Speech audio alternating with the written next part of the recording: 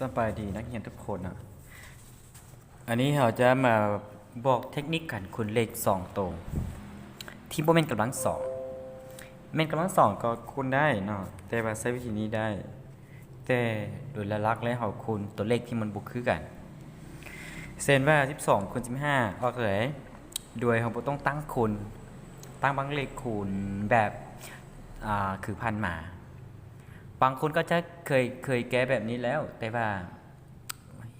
เฮ็ดวิดีโอนี้มาเพื่อเฉพาะคนที่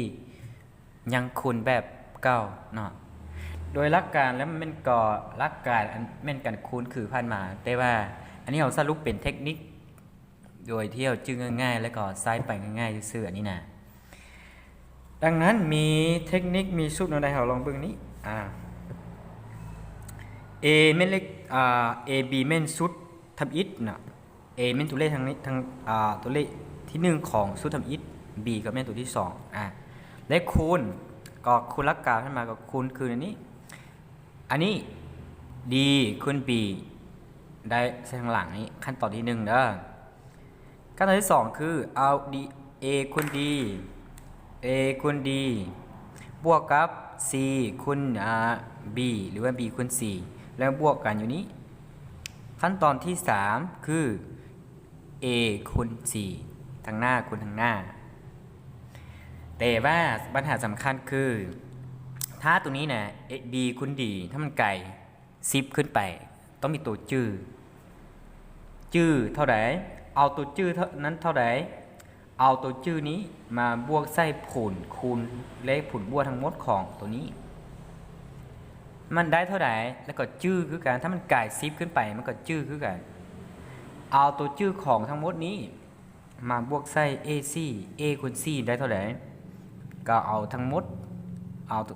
ของ A คูณ C มาบวกใส่ตัวจื้อนี้แล้วเอาไว้ทางหน้าตัวเลขข้างหน้าขั้นตอนที่3นี้เอามาเบิ่งมาเบิ่ง12คูณ15ออกเลย12คูณ15 12คูณ15 25เนี่ย10 50อันนี้จื้อเนี่ยจื้อ1นี่ B คูณ4 B คูณ D ได้10ต้องจื้อ1วันนี้จื้อ1แล้วก็5คูณ5นี้มาคูณ1ได้5แล้วอันนี้มาคูณนี้ได้เท่าไหร่ได้2บวก5 7บวก1เป็น8และบัดนี้ตอนอีกปัญหาหนึ่งคือเอาบัดนี้ A บัดนี้ได้ละ A คูณ D บวก B คูณ 4ได้ละคือ8แล้วก็บัดนี้ A คูณ4ได้ไหน1คูณ1ได้1อันนี้คือคำตอบบัดนี้ขั้นตอนที่ข้อที่2คือ29คูณหยัง27ได้เท่าไหร่29คูณ27ได้เท่าไหร่29คูณ27 97เท่าไหร่เอา7คูณ9 6หยัง63ชื่อหยัง63เขียน3ชื่อ6ในบัดนี้ชื่อในใจแหละบัดนี้7คูณ2เป็น14บวกให้หยัง7คูณ2เป็น14บวกให้หยัง3คูณหยัง9เป็น27ได้เท่าไหร่27บวกเท่าไหร่14ได้40เท่าไหร่27บวกให้หยัง27บวกให้14ได้เท่าไหร่ได้41แล้ว41บวกใส่เมื่อกี้เฮาจื้อหยัง6เป็น40หยัง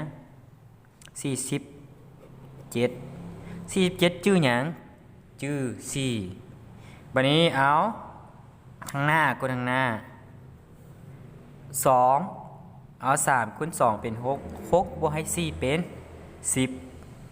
บ่จื้อแล้วอันนี้แม่นตัวสุดท้ายแล้วขั้นตอนที่3นี่ A คูณ4บ่จื้อได้ A คูณ4อันนี้คือการคูณเลข2ตัวนะแล้วบัดนี้ข้อที่3เบิ่งนี้เบิ่งเด้อเอา8เอา7คูณให้เท่าไหร่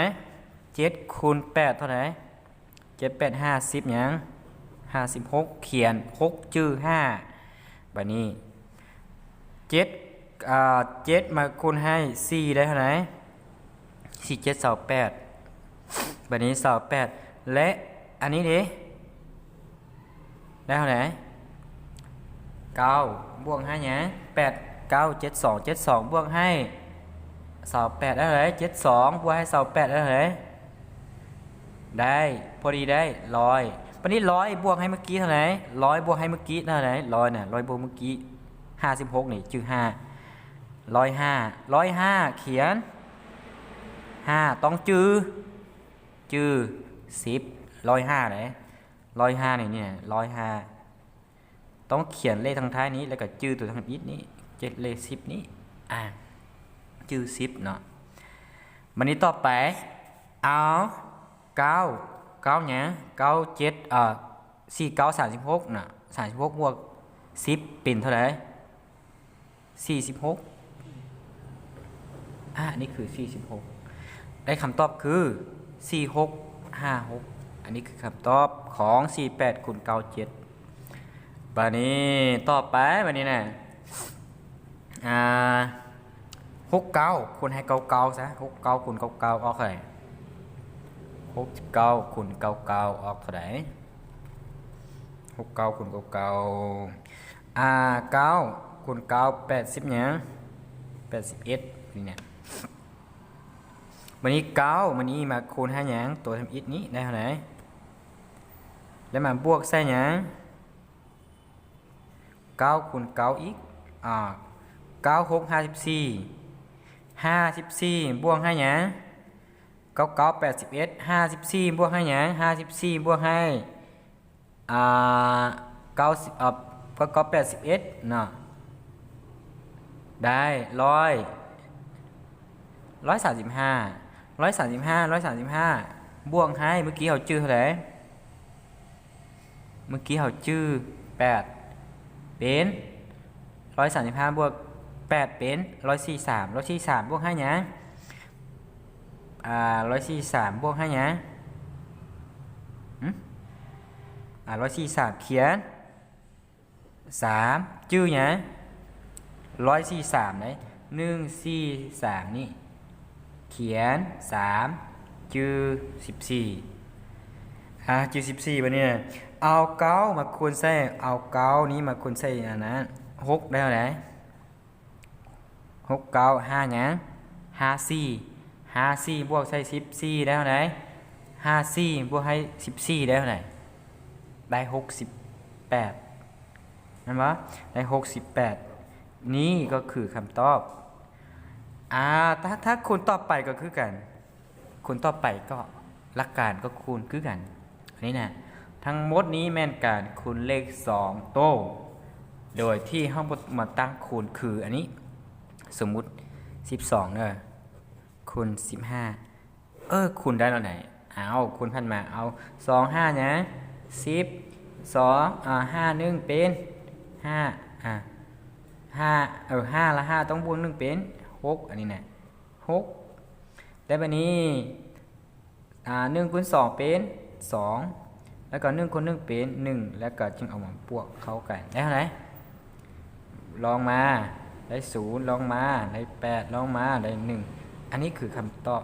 เอาบุคคลอันนี้เอาคูณอันนี้มันเสียเวลาอะไรแล้วนั้นเราต้องพยายามหาวิธีคูณแบบนี้แล้วเราต้องตั้งคูณแล้วเขียนคำตอบออกมาสมมุติเราไล่เลขนะมาฮอตบอลได้1ซะสมมุติมาฮอตบอล11คูณให้หยัง24ซะคูณเท่าใดเอาไปตั้งคูณนี้เสียเวลาเราบ่ต้องตั้งคูณเลยเราคูณออกไปเลยเนี่ย4หยัง4เขาเขียนเขาคิดในใจเลย4เป็น4อันนี้คูณเป็นเท่าไหร่4อันนี้2เป็นเท่าไหร่6นี่คูณ164คือคำตอบเรียบร้อยเนี่ยเอาคูณแบบนี้มันจะไหวกว่าและประหยัดเวลาเอาไหลขึ้น